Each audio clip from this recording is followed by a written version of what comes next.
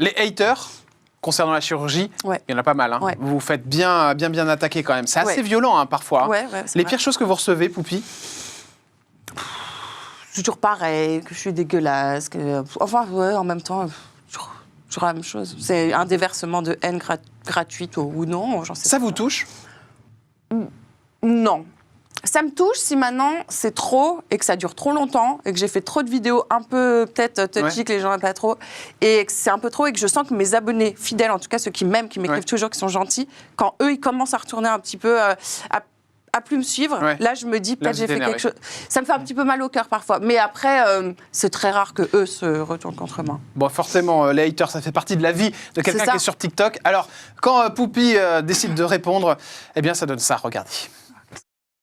Et si pour une fois je me préparais en prenant en compte les critiques de mes haters? Je bois délicatement mon café et m'essuie la bouche avec une petite serviette, me démêle les cheveux à la main, je me nettoie délicatement la peau et passe au make-up. Je fais doucement, je n'en mets pas partout, j'estompe mon petit point de lumière habituel. J'avoue que le make-up est pas mal. Ensuite j'ai faim, il faut que je m'attache les cheveux. Je nettoie bien au savon mes petits raisins. Je mange délicatement sans faire de bruit et je ferme bien mon décolleté. Voilà. Tu sais ce que... Ouais, parce qu'ils disent tout le temps que j'estompe pas. En fait, tu vois, il y a un truc qui est marrant, c'est que ça, c'est une vidéo, c'est humoristique, hein, c'est pour expliquer qu'en gros... C'est toujours humoristique. Moi, je suis assez second degré. J'essaie vraiment de jamais me prendre trop au sérieux. En fait, le truc, c'est qu'on me reproche tout. C'est-à-dire, je fais mes ongles, on va me dire, tu le fais mal et tout. Tu te maquilles, tu te fais mal. Mais moi, j'ai jamais dit, je suis ni prothésiste ongulaire, je suis pas maquilleuse. Je fais juste, je montre aux gens comment je fais sur moi. Point final. Parce que je suis manuelle et j'aime bien tenter des choses. Et voilà, chacun a le droit de tenter des choses tant que c'est pas dangereux. Et là, tu sais ce qu'on va dire, ce qu'ils vont dire les gens? Non. Ils vont dire... Ah, regarde la différence. Ah, bah, c'est pas la même en vidéo. Ah, bah, c'est pas la même là sur le plateau. Hein. Ah, bah, vive les filtres. Ça, je l'ai tout le temps. Ah ouais, les filtres. Alors qu'il y a très peu de filtres.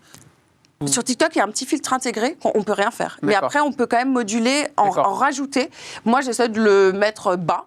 Mais après, oui. On vous le dit ça dans la rue?